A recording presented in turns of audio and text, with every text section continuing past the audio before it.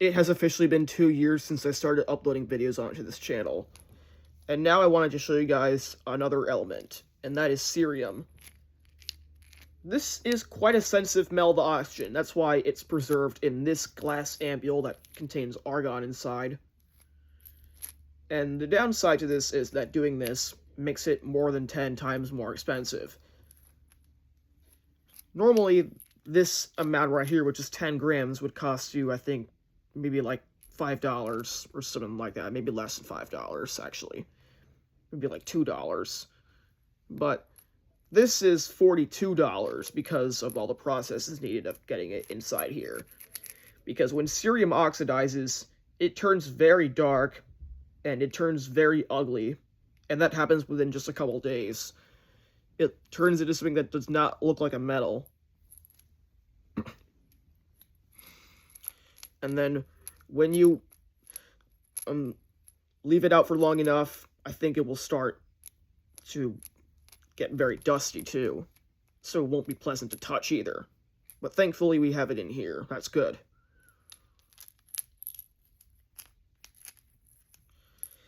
So, cerium is used to make lighters because it's a key ingredient in the alloy ferrocerium, which is sometimes called flint. And it's not actually made of flint. It's lighters today don't usually use flint. They use that alloy, which is also called flint, and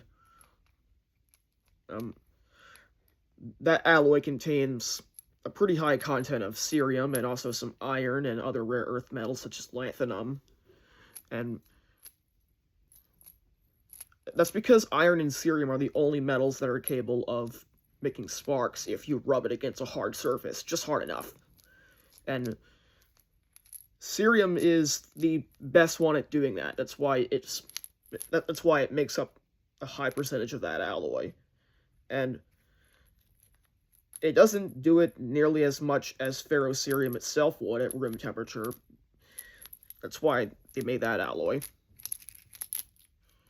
So if you took a piece of this and rubbed it on a hard surface like sandpaper, then it would start making sparks after a couple seconds.